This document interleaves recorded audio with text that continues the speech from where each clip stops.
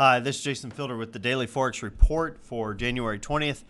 We're looking at the U.S.-Japanese yen pair. This particular pair closed higher today. It is moving sideways overall. We are looking for this pair to continue moving sideways with a bias that is sideways.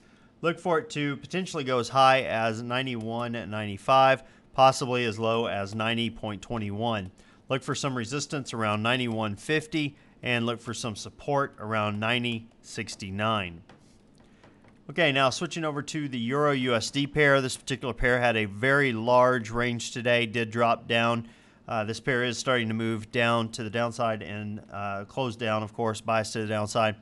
Look for it to possibly, if we get a reversal, move as high as 142.10 and hit resistance there, possibly moving down to 140.75 and hitting some support at that point. Now, the pound-US dollar pair closed lower today. It is overall moving sideways. Looking for it to continue that trend of moving sideways. We are definitely looking for it, if it does move higher, to move to 164.61.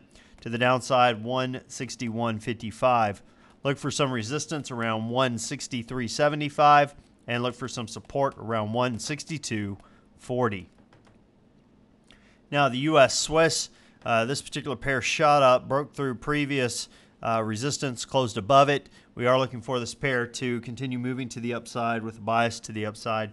Look for it to hit some resistance and move up to 1.0460 and look for some support around 10380.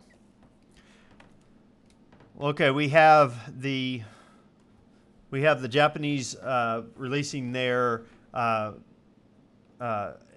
index for February, but that's not, for November. It shows it at midnight. No consensus. Previous was 95.9. Now, we do have the Swiss releasing their money supply, M3, for the year-to-date for December at 3 a.m. Eastern Time. No consensus. Previous was 7.6%. Now, we also have the pound releasing their M4 money supply for December year-to-date. They're estimating it's moved from 9.3% to 8.9%. And we have the U.S. Philadelphia Fed for January releasing their numbers at 10 a.m. Eastern Time. Consensus is that things have moved from 20.4 to 18.4.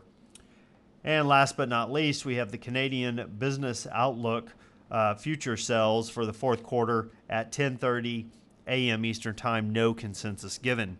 Now, for what am I looking for during this next session?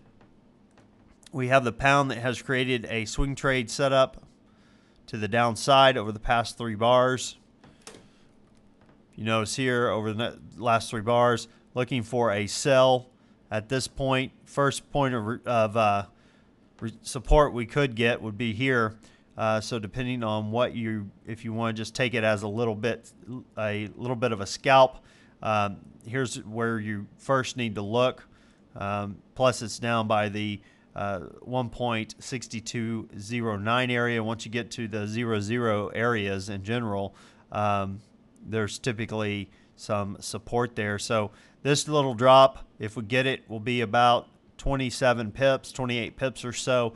If you want to come on down further, look where you have some potential support. It would be around the 60 area, 1.6060 area. We could get some support coming to the market as well. Overall, those are the 2 largest ones that jump out at me. You could bring it down here and move it to break even. If we get a runner, then it could definitely move to that point. In the pound US dollar pair, we moved about 130 pips today overall range, and in the Euro USD, we moved 217. The difference there being about 87 pips. So you can look, since these 2 pairs are highly positively correlated, if we get a move down in the euro, we should get a move down in the pound, plus that 83 pips or so from today, the discrepancy between the 2 today to the downside. So definitely keep an eye on this pair. Well, that about does it for today. Until next time, this is Jason Fielder. Good trading.